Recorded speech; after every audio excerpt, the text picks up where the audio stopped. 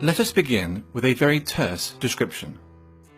Cultural Marxism is a broad term which refers to the advocacy and application of critical theory, and more generally to the cultural, political, and academic influence of certain elements within the contemporary left. The roots of cultural Marxism are to be found in what is commonly known as the Frankfurt School. The term arose informally to describe the thinkers affiliated or merely associated with the Frankfurt Institute for Social Research at the Goethe University in Frankfurt, Germany during the interwar period. Critical of both capitalism and Soviet socialism, they sought to address the perceived shortcomings of classical Marxism in the pursuit of societal change. Their work came to be referred to as critical theory. Defining or categorizing critical theory is exceptionally difficult, for it pertains to a broad, almost disparate set of ideas, individuals, and approaches. The underlying and enduring aspect of critical theory, common to all its offshoots, nonetheless, is the creation of interdisciplinary theories that might serve as instruments of social transformation. During the 1960s, the Frankfurt School critical theory gained traction with some segments of the left-wing and leftist thought in both Europe and North America. Today, its influence is felt throughout Western academia, dominating the social sciences and humanities. Gender studies and whiteness studies being two such examples. One of the most influential critical theorists and an original member of the Frankfurt School was Herbert Marcuse. A cursory glance at any paragraph written by Marcuse will set alarm bells ringing for anyone even remotely familiar with the current culture of intolerance on college and university campuses. Consider the following passage from his 1965 essay, Repressive Tolerance. The small and powerless minorities which struggle against the false consciousness and its beneficiaries must be helped. Their continued existence is more important than the preservation of abused rights and liberties, which grant constitutional powers to those who oppress these minorities. Social justice, feminism, neo-progressivism, and post-colonialism, to name but a few, are all movements inspired by or born out of critical theory, and thus all come under the umbrella of cultural Marxism. Be it gender, sexual orientation, family, race, culture, or religion, every aspect of a person's identity is to be questioned, every norm or standard in society challenged, and ideally altered in order to benefit supposedly oppressed groups.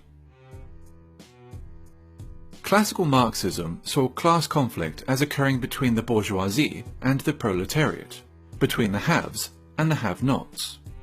Cultural Marxism views such a conflict as existing between the oppressed and the oppressors, between those with privilege and those without it. The working class has been replaced by minorities. Majority groups are typically defined as privileged and oppressive, with minority groups accordingly labelled underprivileged and oppressed. Heterosexuals are oppressive, cisgender people are oppressive, whites are oppressive, especially white men. Christians are oppressive. Those that do not fit into these groups are thus considered oppressed. It stands to reason, therefore, that if heterosexuals are oppressors, the solution is to encourage other forms of sexuality. If whites are oppressors, the solution is racial diversity. If cisgender people are oppressors, the solution is to encourage transgenderism. If Christians are oppressors, the solution is to propagate Islam. Theodor Adorno, another original member of the Frankfurt School, wrote a book entitled The Authoritarian Personality, in which he defines parenthood, pride in one's family, Christianity, adherence to traditional gender roles and attitudes towards sex, and the love of one's own country as pathological phenomena.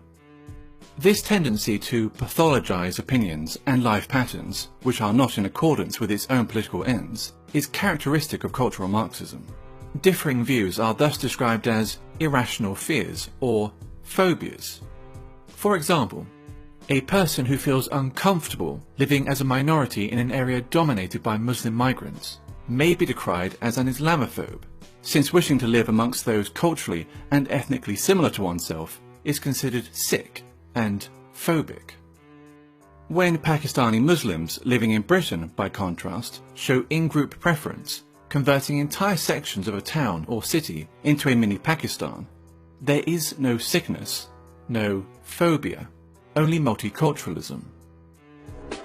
20 years ago, there were no Pakis here, no one was doing nothing.